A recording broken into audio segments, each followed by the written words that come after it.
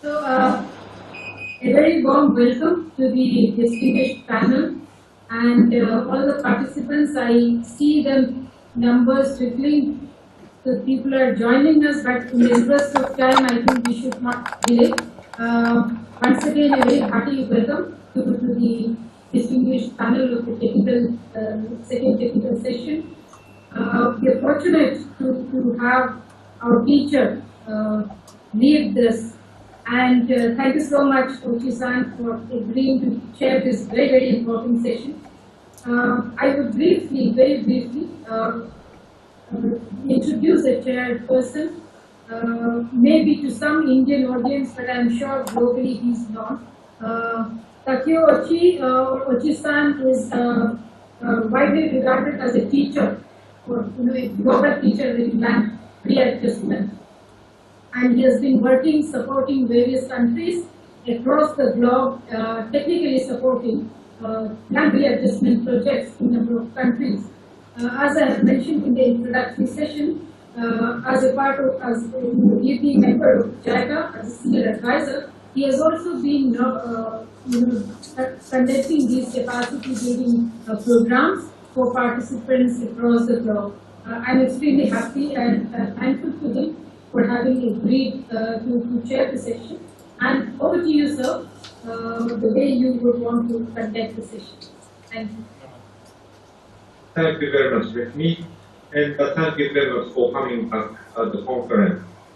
And in the previous session, we had presentations on international practices of land readjustment, such as Germany, Japan, and Israel.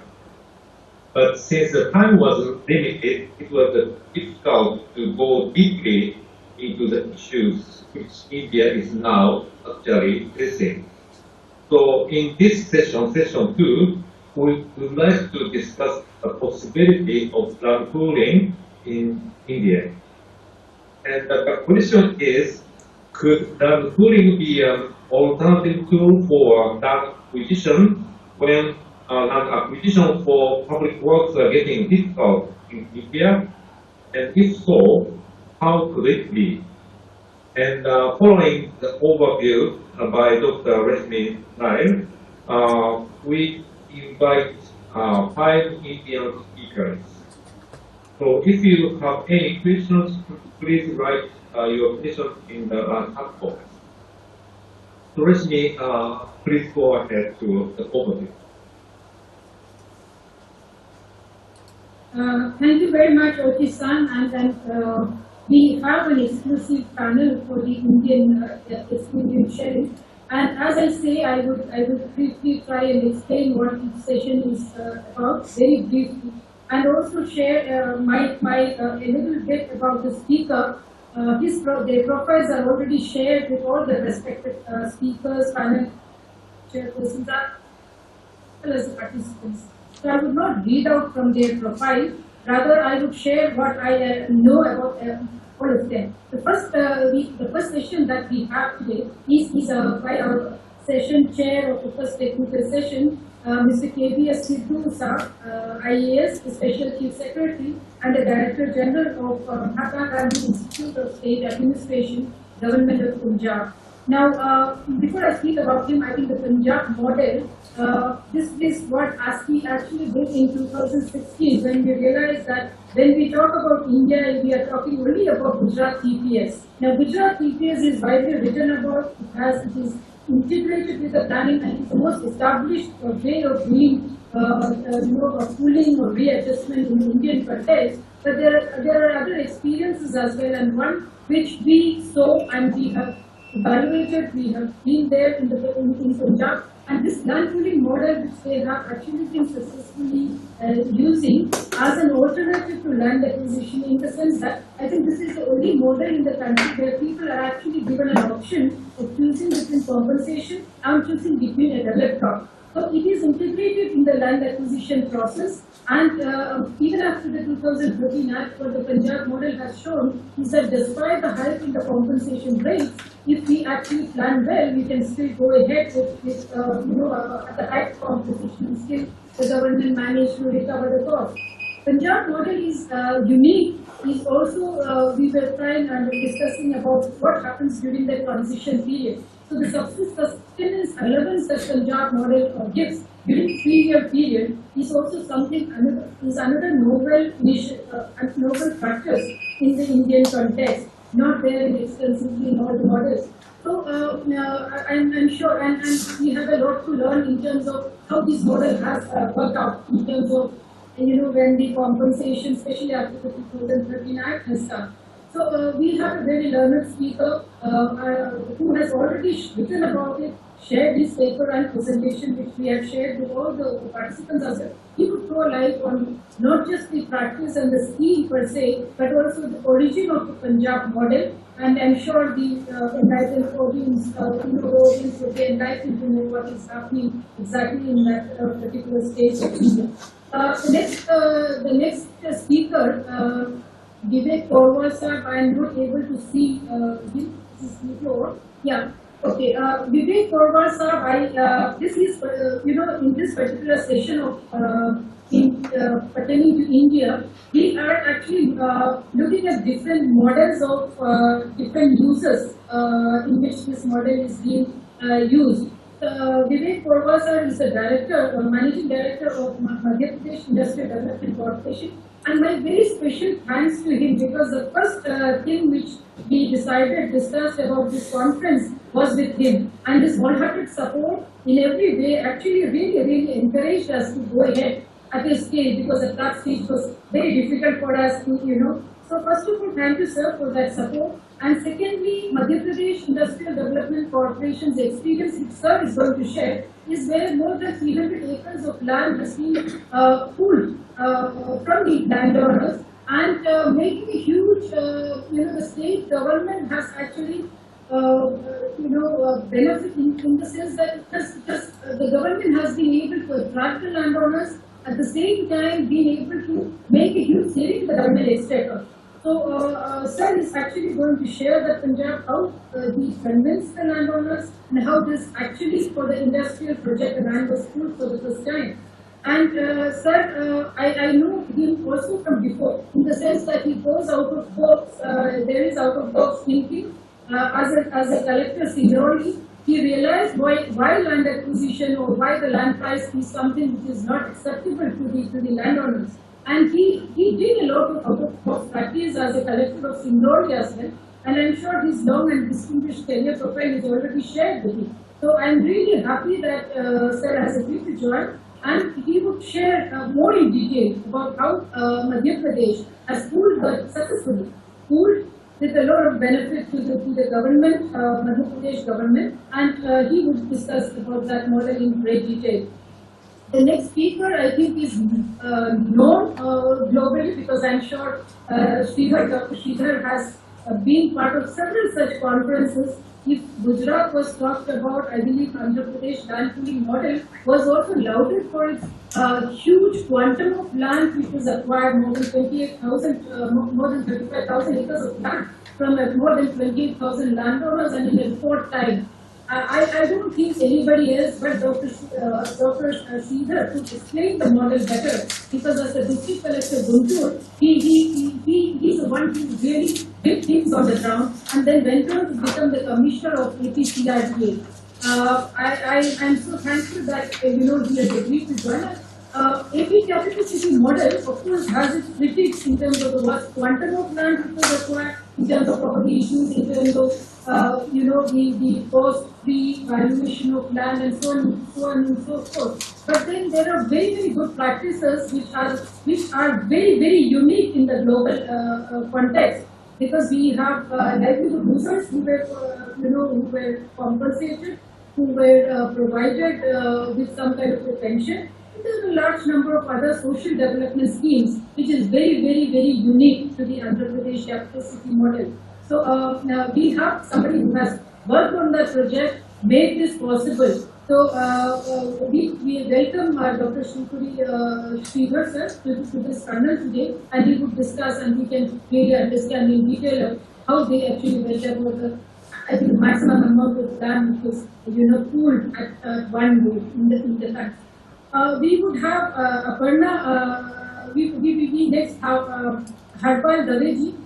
He is an assistant town planner in the government of India and working with the state governments on disseminating this knowledge across. And I'm very thankful to him that, because of the constraint of time, we did request him to speak about the Bhuj reconstruction on how it was done with town planning. But he has been kind enough to also share the Gujarat town planning experience in the few slides before he actually goes to the reconstruction part. This also, I'm not a planner, I'm an economist, and when I see the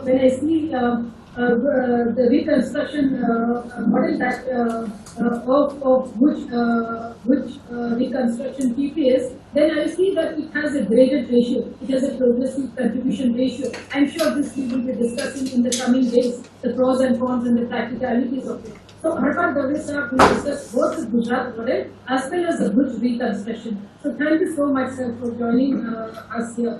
We have Aparna Das, who is an architect, urban planner, senior advisor in GIZ, and she's been associated with the Sustainable Development Project, the Smart City program, which is a flagship program of the Government of India. And she will share about the projects that GIZ has been supporting and being part of in India. So I think that's in a nutshell about the overview of the presenters and the presentations. Over to the session chair. Thank you, sir.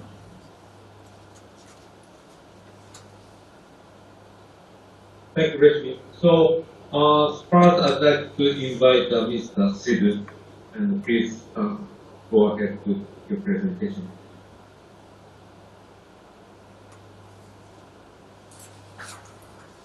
Good afternoon, friends.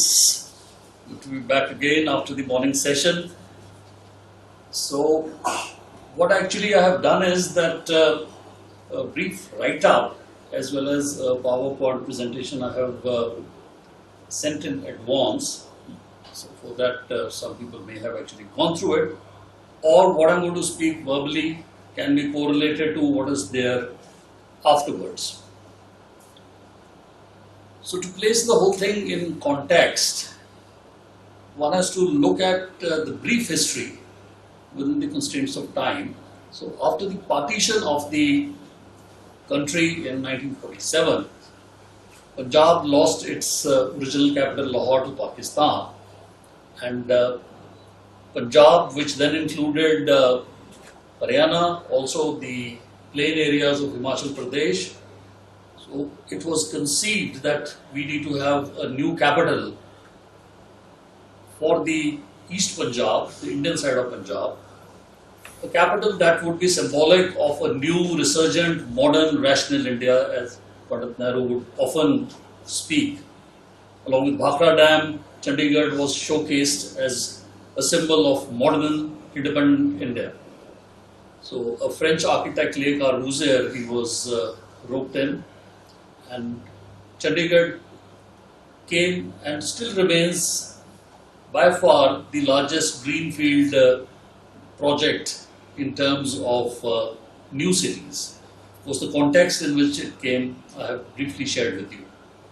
The Chandigarh model was a 100% compulsory land acquisition model. This particular area in the foothills of Shivalik was one which was quite devoid of irrigation facilities. There were no canal facilities anywhere close by.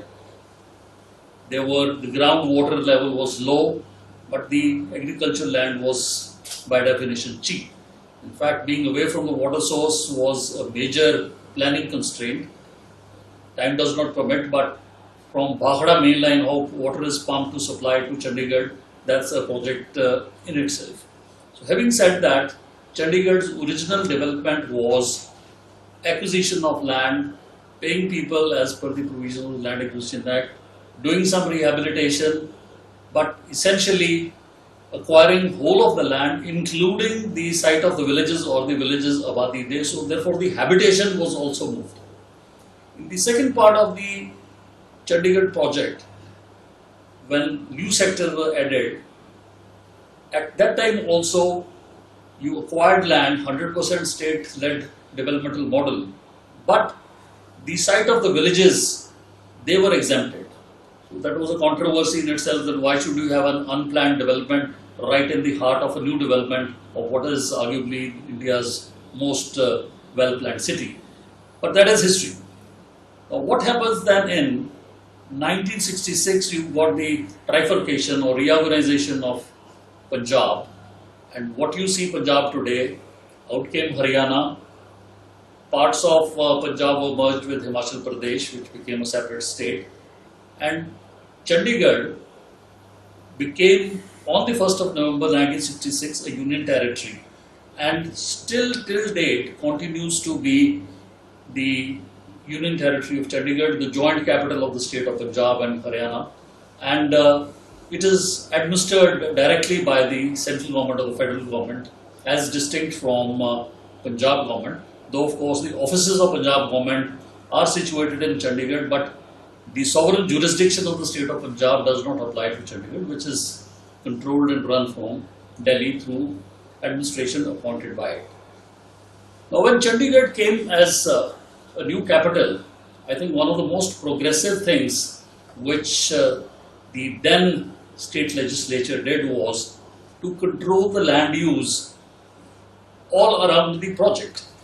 Because once such massive development was to be made by the state, it was only to be expected that people, speculators, everyone else would run to buy land around the project of Chandigarh in hope that through speculator mayors and otherwise developmental mayors, the price would go up.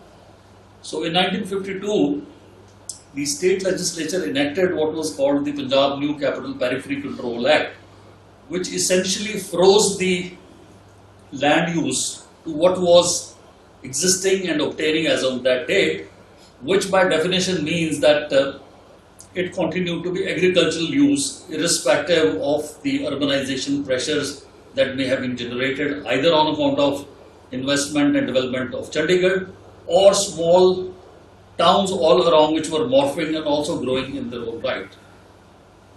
No doubt that particular enactment did provide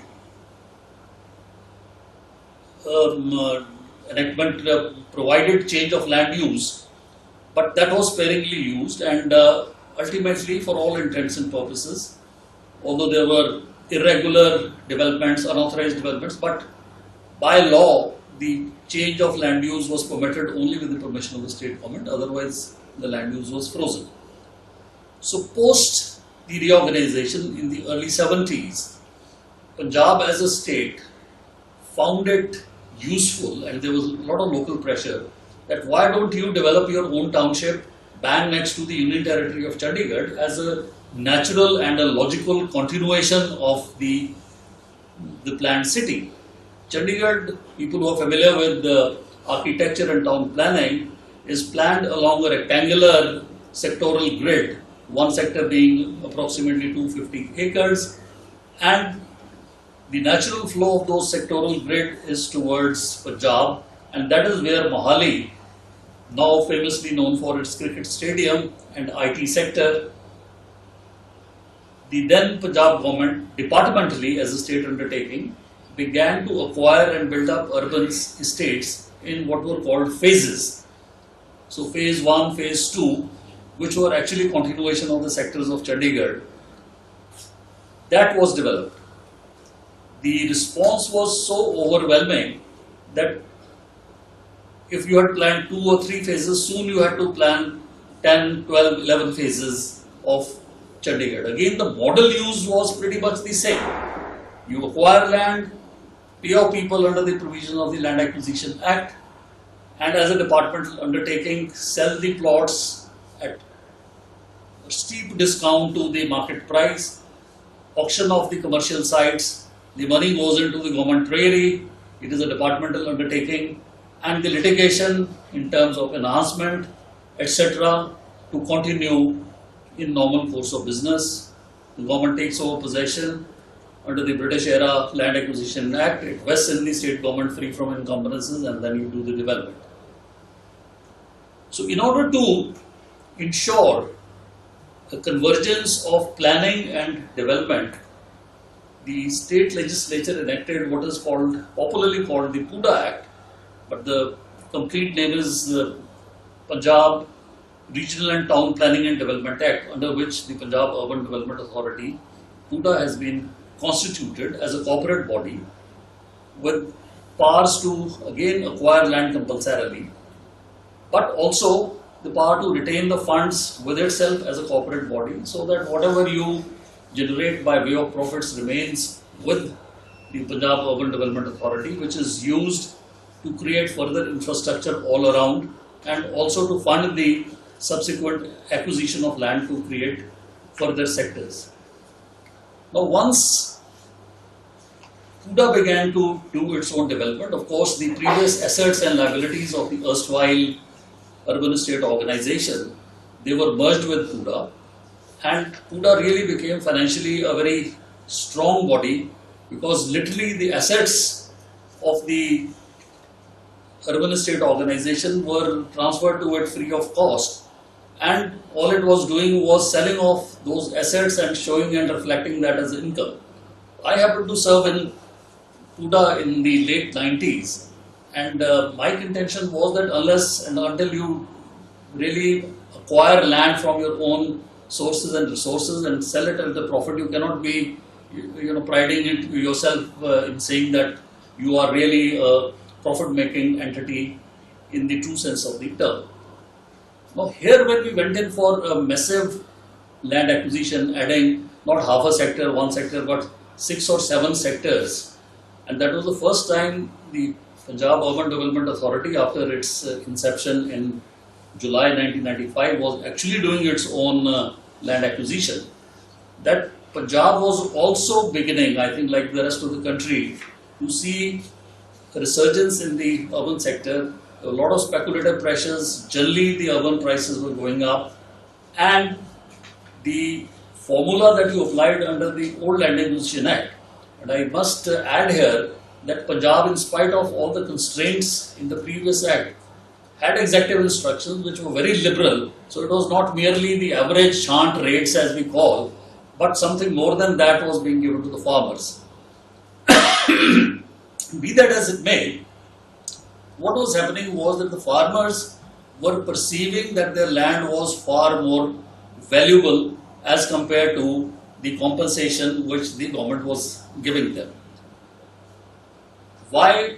Because they were doing a simple calculation. Well, the government is around the year 2000 paying me about 15 lakh rupees per acre, but the Urban Development Authority, with some development here and there, is selling something at 7,000 rupees a square yard, and if you convert, it would be, even taking modest sellable areas, something like you were making 15 to 20 times what was being paid to the farmer. So the farmer actually felt cheated. They say you load all your costs, you load the cost of the infrastructure, the external services, the roads that you build, the borrowing cost, do whatever you might, which is from an accounting perspective allowed, but at the end of the day, what are you making yourself and what are we getting?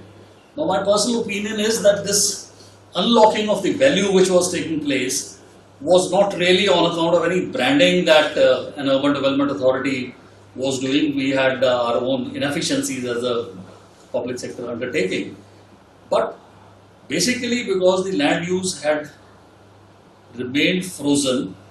Private change of land use was at that time not allowed. So when the state authority actually acquired land and developed, there was an implicit change of land use, and what the Urban Development Authority was basically encashing upon was the unlocking of the value on account of the change of land use, which had stood frozen for 4 decades. In the meantime, Chandigarh had expanded to its geographical limits. On the other side, Haryana had built up Panchkula. On the north side are the Shivalik mountains. There is a Chandi Mandir command headquarters, so Chandigarh could not expand on to the other side. So the pressure and normal and logical expansion of Chandigarh as a continuum had to be in Mohali, which was in Punjab, and that is what we were leveraging upon. Now, when you had such high differentials in terms of the perceived cost, there was very, very strong opposition, and there was also very strong litigation.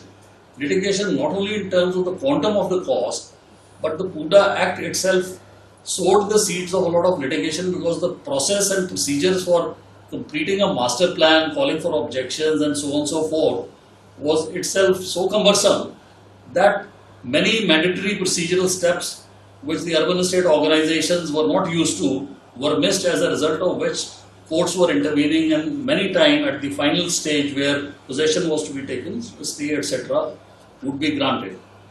So it was then realized that ultimately, instead of the farmers being a lobby or a stakeholder that is going to oppose you tooth and nail, why don't you make them a kind of a partner in the whole process? At the same time, the state-led development cannot sit at home. You can't say let the farmers do their own planning and who would manage, who's going to take what profits. So it was, strictly speaking, technically different from the type of land adjustment schemes that we heard about in the morning session in Germany, or something in Tokyo that one of our friends talked about. So what actually was done was, they said, okay, if you think that we are making a lot of money, we will acquire the land. There is no statutory backing of the land pooling scheme per se. The provisions of the Land Acquisition Act apply. The old act, and now with effect from the 1st of January 2014, the new Land Acquisition Act. The state authority, or PUDA, or now we have got a special authority called GMADA, Greater Mohali Area Development Authority. What we do is, we notify the acquisition and we say, hey, to the farmer, this is 1 acre which is 4840 square yards we are acquiring. As per our norms, we are developing in the sellable areas anything between 55 to 60%. So it is approximately something like 2900 to 2700 square yards. What we are going to do is, we are going to give you an option. We will give you a Parchi allotment, which is a letter of intent to allot you a residential plot out of this very acquisition that is taking place. Of course, there is no one-to-one correspondence. If my particular Khasra number or survey number is situated here, there is no guarantee that what I am going to get is going to be situated here.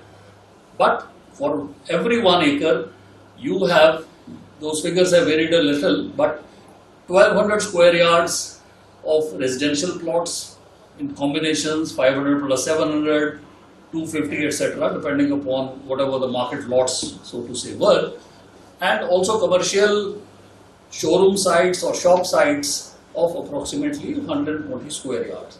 So therefore, the farmer had the option to say that either I take a reasonable compensation in cash in accordance with the provisions of the Land Acquisition Act, interest, solatium, add-on, whatever was allowed, and live to fight my legal battle till Supreme Court as regards enhancement. Or here I have an option where a tradable instrument, almost like a share certificate, an equity share certificate, is being handed over to me officially by the Urban Development Authority to say that, okay gentlemen, 1 acre was acquired, so 500 plus 500, you are entitled to these plots as soon as our development is going to be ready. To make the thing sweeter and to add liquidity to the market, these Parchi allotments were made freely tradable, and not tradable on power of attorney, and subsequent power of attorney. These Parchi allotments were duly transferable, and the new owner was being recorded in the books of the Urban Development Authority as the owner by paying a small fraction of a transfer fee, not to be confused with the stamp duty, which is significantly high, because the title continued legally to vest with the Urban Development Authority, and this was only a right that you had, which you would exercise subsequently, or the holder of the Parchi would exercise subsequently. So it also created a kind of a liquidity in the market, so that if you wanted money, you could sell off your Parchi and walk away with cash. But then you were not entitled, of course, to the compensation and enhancement in accordance with the Land Acquisition Act. The scheme went so far as to say that you can opt in part. If you have 5 acres, You opt for purchase for 2 acres and 3 acres, you want cash compensation, well and good. Even that was permitted. So therefore, this worked very well. I have a table which I have added and in which it will show that at least in and around Chandigarh, especially in Mohali proper, this has been the preferred method of taking compensation by the farmers. So the apparent advantages which came out of this was it obviously lowered the borrowing cost of the Urban Development Authority. Normally they were going, pledging, getting government guarantees and so on. And if the project took some time to develop with litigation cost and all the impediments that are connected there too, here you had something that you were really giving them an instrument, which of course is a liability instrument, you got to, it's not a free lunch, but the borrowing costs from the financial institution was saved. Now, if the prices went up, so this was the major grouse of under the old land acquisition method, that my price is fixed at the date of notification under the erstwhile section 4. Even if you apply interest, here the prices are going up exponentially. So I am left with my funds languishing in the bank. But once you had a purchase allotment which was tied up with your right to receive a residential plot, you also captured the upside of the upswing on the market that took place. Of course, this point I have mentioned, no stamp duty on transfer was paid, and a clear title to receive the land was built into the purchase being registered in the Urban Development Authority. Now, more importantly, you see, the farmers who as a general collective body were opposing tooth and nail any acquisition, they suddenly not only became neutral, they became positive stakeholders in the whole process. I mean, in the former method, while the farmers were busy opposing or having taken the compensation sitting at home or trying to locate alternative agricultural land, the government authority, the Urban Development Authority was going at its own leisurely pace, trying to speed up development. But now these farmers became a pressure group in a positive sense, which were goading the authority. They say, sir, when are you going to develop and when are we going to get the possession of our plots, which were of course decided by draw of lots. Insofar as title disputes, ultimately there was an award under the Land Acquisition Act. The entire land did vest in the authority free from encumbrances. The only difference was the compensation could be through a purchase allotment or in cash. So there was no sacrifice in terms of the quality of the title, which sometimes in town planning schemes where it is a private person to private person affair, there can be litigation surrounding wills and successions and so on, which because of the compulsory land acquisition being at the back of it, that particular aspect was taken care of. So this was highly favored by farmers around Mohali, especially where the sectors were coming up in natural continuation to Sahibzada Ajit Singh Nagar or Mohali as it is properly called. But we also had expansion towards the west, the so-called New Chandigarh, where private developers also came and so on and so forth. There also people took, but obviously the perception was that a plot close to an area which is already a developed township has more value, and therefore if you see, there's a table that I've inserted as in terms of percentages, 91%, 92% people went in for purchase allotments, elsewhere it was 46%, 44% and so on. The scheme as such applies equally to other urban centers. It is applicable throughout Punjab, but it is in and around Chandigarh and Mohali in particular that the response has been quite overwhelming. Now, are there any disadvantages? Because is it really a golden bullet which has solved all the problems? I mean, it is never so. There is also the other side of the coin which we must be conscious of. So what really happened was, as long as the real estate was going up and people never thought that this is one asset where the prices could actually go down. So what happened was that in many cases, people fearing that the prices might further go down, started dumping the purchase in the open market, which not only drove down the prices of the purchase in the open market, but had pulled down the unsold stock which the Urban Development Authority had held, as well as the stock value of the private colonizers who had also developed in the same vicinity. So it was like almost in a future and options market where the future market itself is dictating the asset price rather than the other way around. The other thing was that no new money as such was being injected into the economy of the state. Otherwise, if you had one sector being acquired, something like 500 crores, 1000 crore rupees being pumped in, where farmers would be buying further land down and stamp duty coming in and so on and so forth. So therefore, this was basically something, an adjustment taking place internally, and new injection of funds was not really happening. The other disadvantage was, some of the people have actually posed this question, that the non-land owners were obviously not recognized. Of course, in this part of Punjab, it is generally small farmers who own the land. Tenancy system is virtually non-existent. Landless laborers, etc., under the old Acquisition Act, did not have a right to receive a compensation, although the word used as person interested has a wide connotation. It is not just the landowner.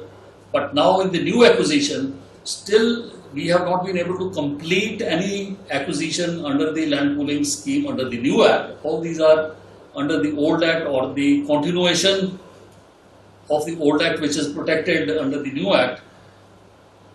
So hopefully when we have acquisition under the new act with reference to social impact assessment, etc., which are mandatory, the non-land owners would also get their due share. The resettlement schemes as worked out would also be given. But as far as the landowner is concerned, the choice is his. You want a package under this act or you want your purchase. It is an option, and that is what makes it A, attractive. B, it also makes it fair and just, that this is what we are giving you. You find it sweet enough. This is what is permissible under the law.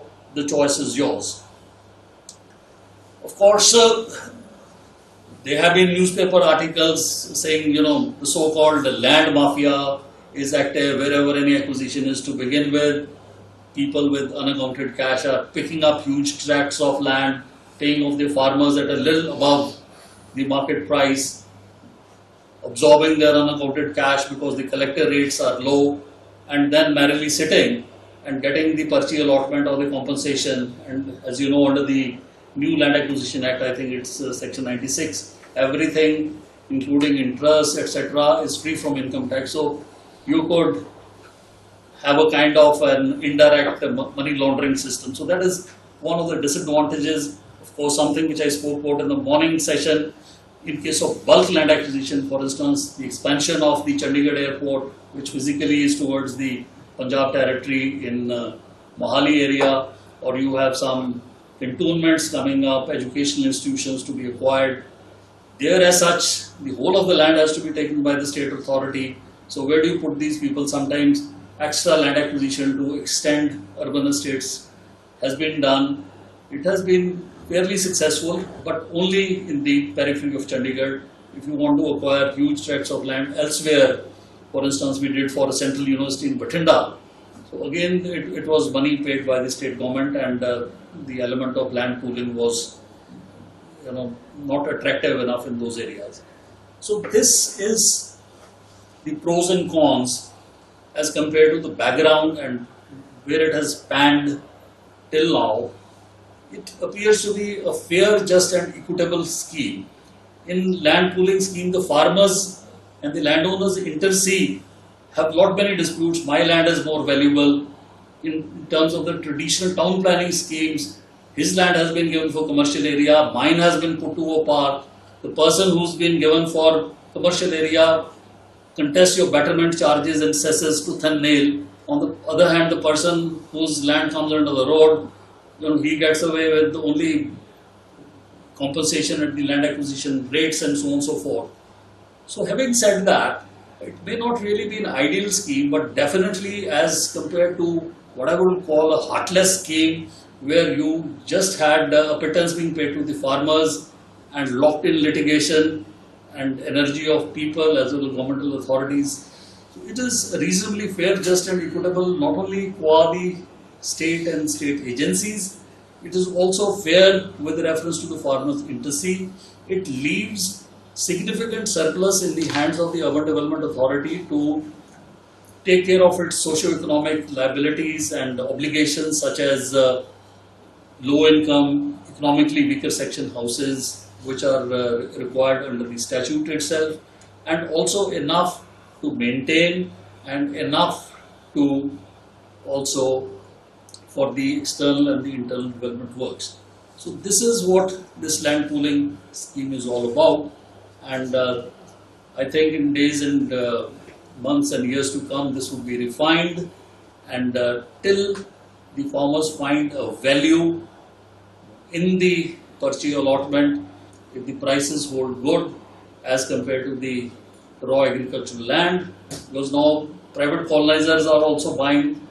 The farmer realizes that the cost of the open market price of the land is 1.5 crore rupees an acre, 2 crores, it is definitely not 10 crores. So the deal they are getting here is somewhere close to it. So that creates a sense of satisfaction also, and also creates a sense of equity, and no one feels cheated. So thank you friends very much, and should there be any question at the end of the session, we've got time slotted for it, and I'll be happy to answer to the best of my ability. Thank you.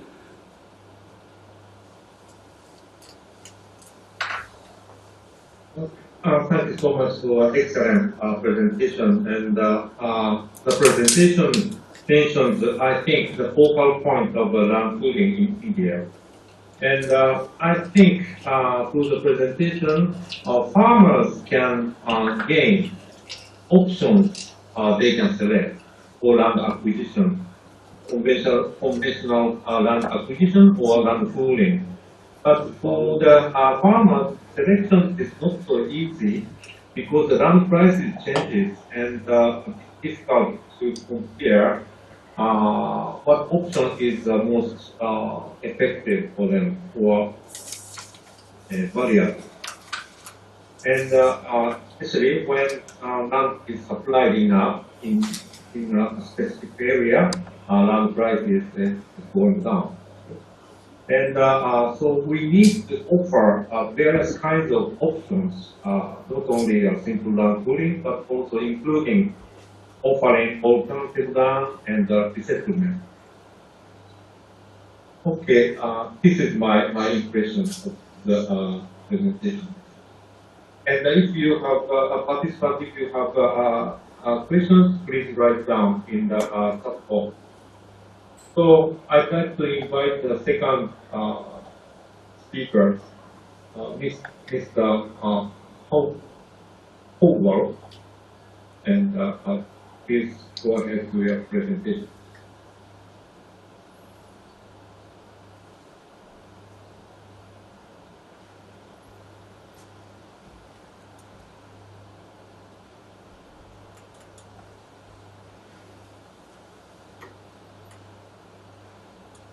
Can you hear me? Yes. Am I audible? Okay.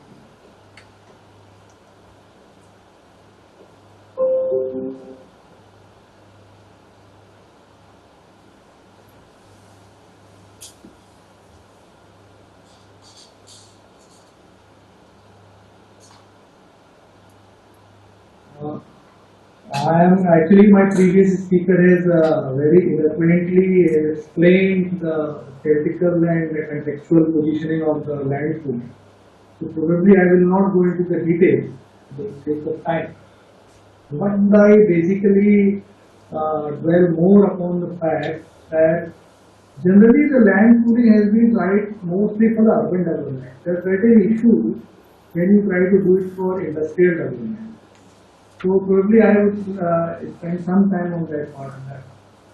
And secondly, my previous speaker also alluded to the fact that land pooling scheme is no silver golden bullet. There are certain basic prerequisites.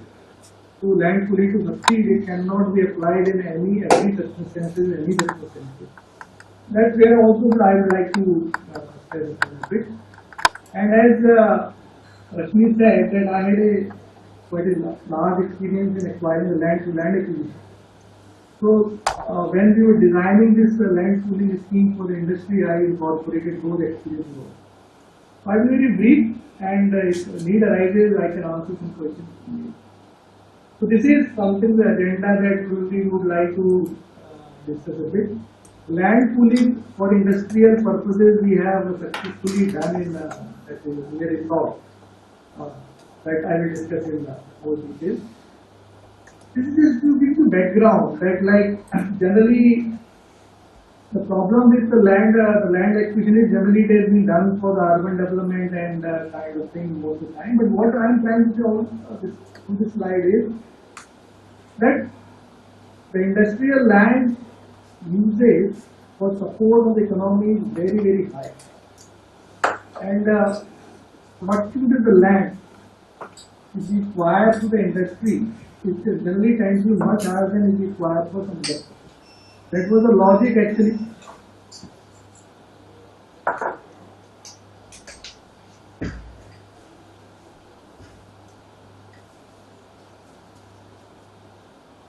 Land, generally compulsory acquisition has been discussed. Otherwise, there is another way of acquiring land is a consent purchase. In Madhya Pradesh, there have been huge land people, the department and government has been acquiring through consent purchase. Basically, what we say here is that double the price that we pay to farmers, and we acquire the consent purchase. Compulsory land acquisition, as everybody knows, under new act, very few land has been acquired throughout the country. Madhya Pradesh is no exception. By and large, the act has remained on the paper, not much has obligated. Now, the point which I am trying to say now is the land pooling has all the good things that people speak about. It has lot of critical design elements attached to it. If it is not designed properly, it will create problems. For example, somebody said that farmer buys the basic premise of land pooling is that legal arbitrage between the residential land users and commercial land. That is a basic premise because you always play with that difference between the suppose farmer's land is agriculture, and if you exclude the land and get back into residential commercial plot, how much the price is there.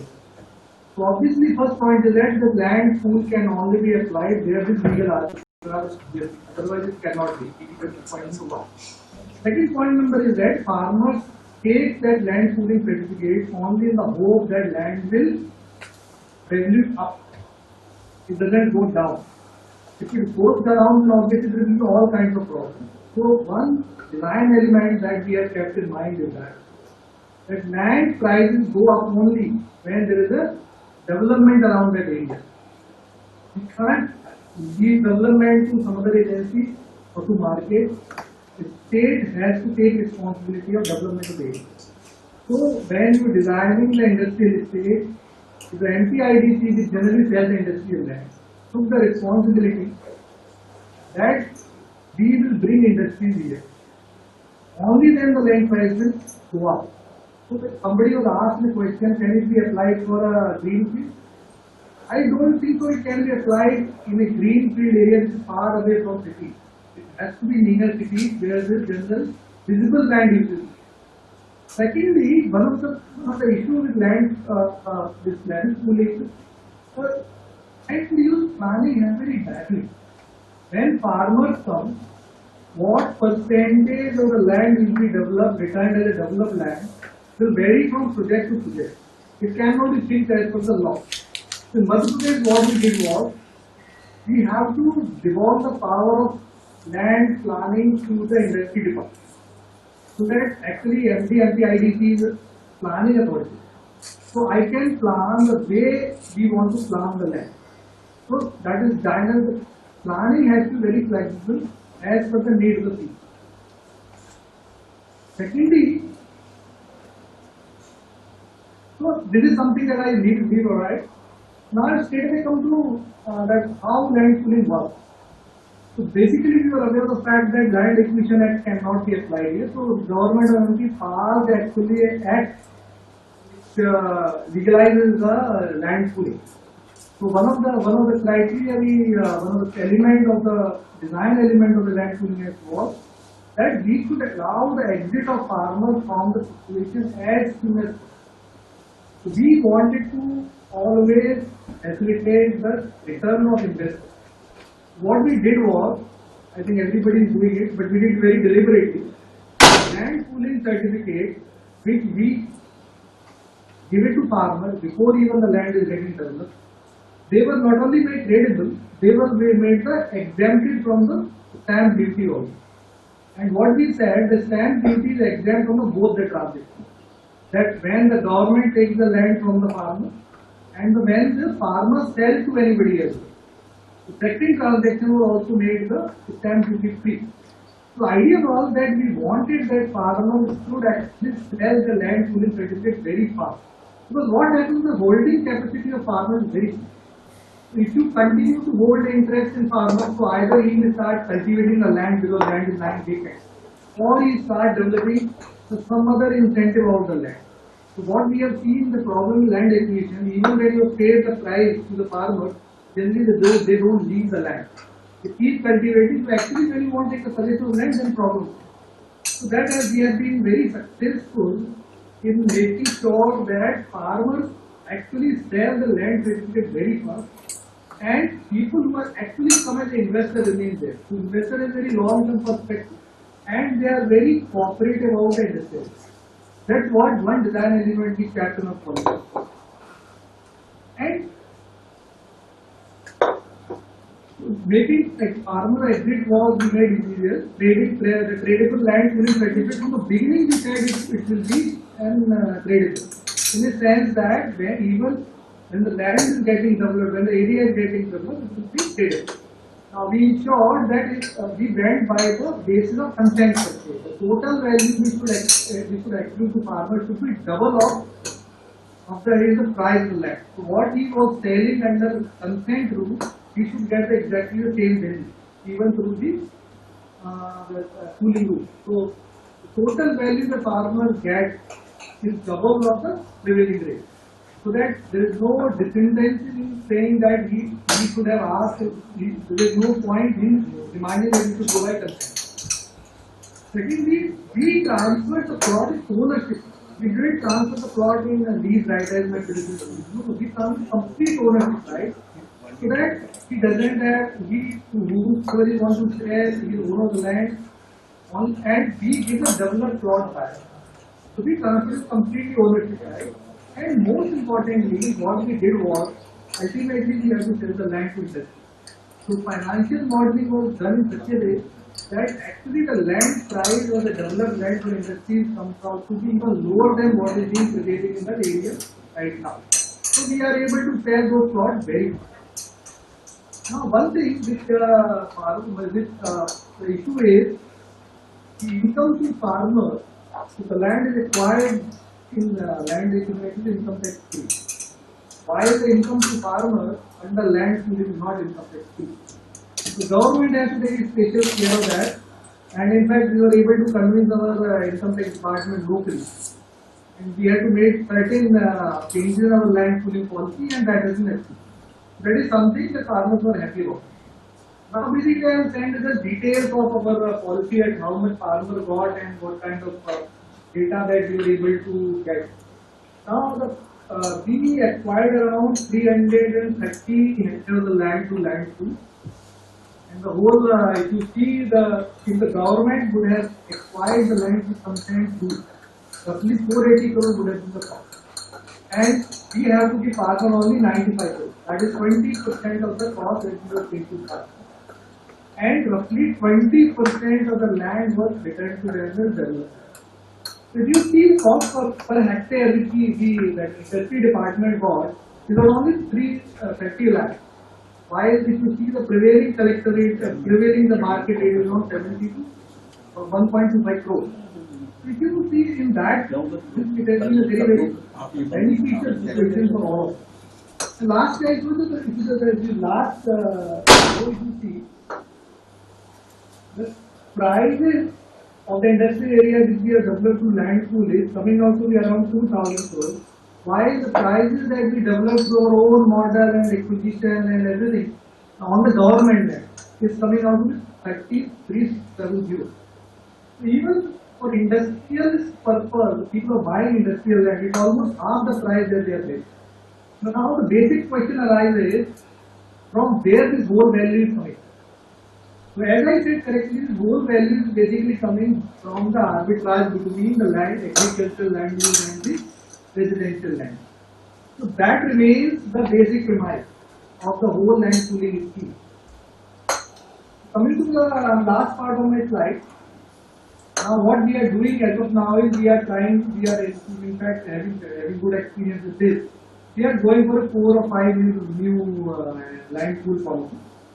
And there are some photographs that we developed where we talk to farmers, we develop like consultative mechanism. And one of the things I realized very important in this that the farmer grievances have to be redressed very quickly in land pooling because it's a question of perception. One of the experience that I had during my collectorship tenure acquiring land for this mega power, Ultra Power mega plant in Singrauli, where there was issue of all kinds of eco rights, including firing, etc. One of the things was that there is a perception issue. Government always wants to help the farmer, but farmer doesn't perceive that way. So this perception management I found to be one of the crux of the problem.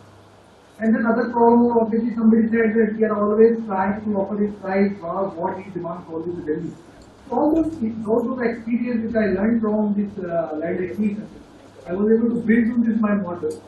And I'm very happy to say that probably the MP is the first state in the country where we have used land pooling for the industrial. That's all my presentation. If there is any question, I will move to.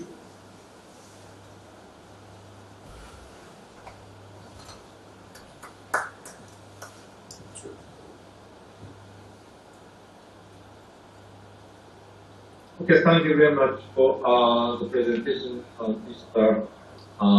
Vivek Huwa. And I think the presentation was about land pooling for industrial development. But I wonder the difference between the industrial development and the other purpose like commercial or new town development.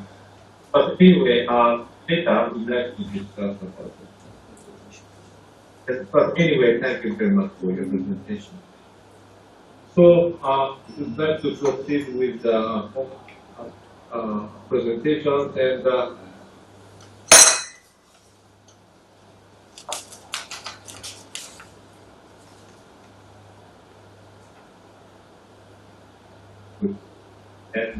please go ahead with your presentation.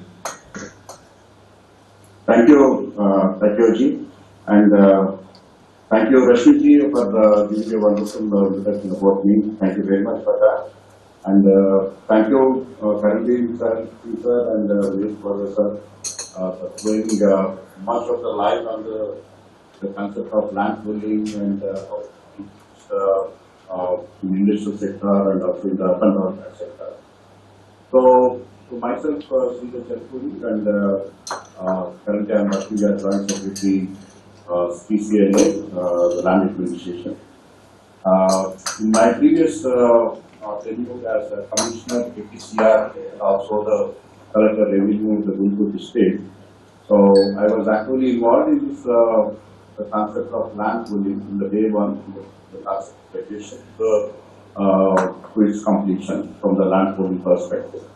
So before I jump into the land pooling, Amravati land pooling, I'd like to give a little bit the need and perspective about the Amravati, why it was conceived and what was the need and all that for the benefit of other listeners.